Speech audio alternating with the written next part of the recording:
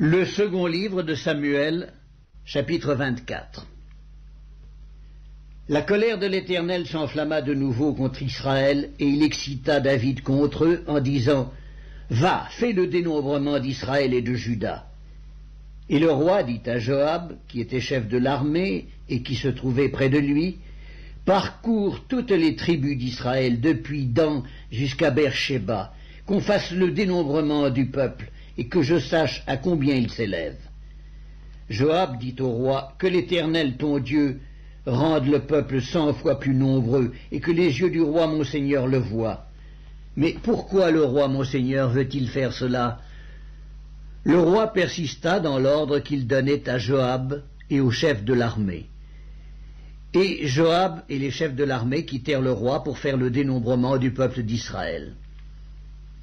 Ils passèrent le Jourdain et ils campèrent à Aroër, à droite de la ville, qui est au milieu de la vallée de Gad, et près de Jaézer.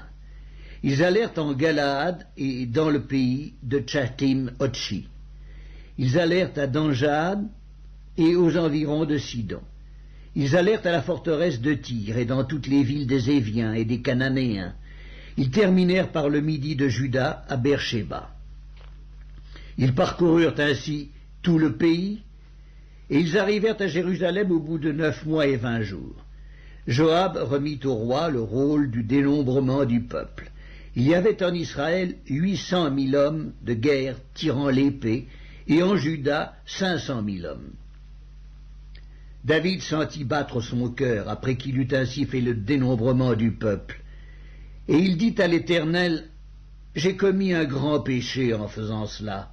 Maintenant, ô Éternel, daigne pardonner l'iniquité de ton serviteur, car j'ai complètement agi en insensé. » Le lendemain, quand David se leva, la parole de l'Éternel fut ainsi adressée à Gad le prophète, le voyant de David. « Va dire à David, ainsi parle l'Éternel, je te propose 3 fléaux, choisis-en un et je t'en frapperai. » Gad alla vers David et lui fit connaître la chose en disant, « Veux-tu 7 années de famine dans ton pays, ou bien 3 mois de fuite devant tes ennemis qui te poursuivront, ou bien 3 jours de peste dans ton pays? Maintenant choisis et vois ce que je dois répondre à celui qui m'envoie. » David répondit à Gad, « Je suis dans une grande angoisse. Oh, tombons entre les mains de l'Éternel, car ses compassions sont immenses, mais que je ne tombe pas entre les mains des hommes. » L'Éternel envoya la peste en Israël depuis le matin jusqu'au temps fixé. Et dedans, à Beersheba, il mourut 70 000 hommes parmi le peuple. Comme l'ange étendait la main sur Jérusalem pour la détruire, l'Éternel se repentit de ce mal, et il dit à l'ange qui faisait périr le peuple, « Assez, retire maintenant ta main. » L'ange de l'Éternel était près de l'aire d'Aravna, le Jébusien.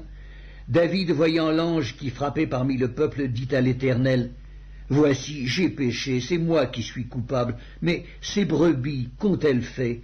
Que ta main soit donc sur moi et sur la maison de mon père. » Ce jour-là, Gad vint auprès de David et lui dit, « Monte, élève un autel à l'Éternel dans l'aire d'Aravna, le Jébusien. » David monta, selon la parole de Gad, comme l'Éternel l'avait ordonné. Aravna regarda, et il vit le roi et ses serviteurs qui se dirigeaient vers lui. Et Aravna sortit, et se prosterna devant le roi, le visage contre terre.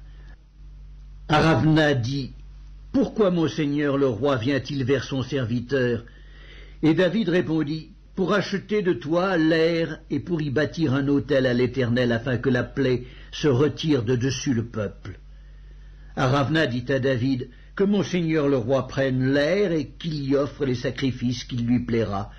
Vois, les bœufs seront pour l'holocauste, et les chars avec l'attelage serviront de bois. » Aravna donna le tout au roi.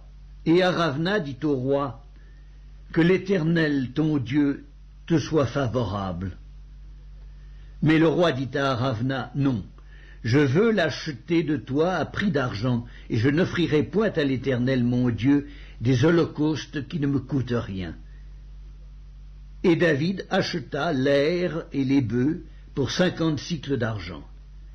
David bâtit là un autel à l'Éternel, et il offrit des holocaustes et des sacrifices d'action de grâce. Alors l'Éternel fut apaisé envers le pays, et la plaie se retira d'Israël.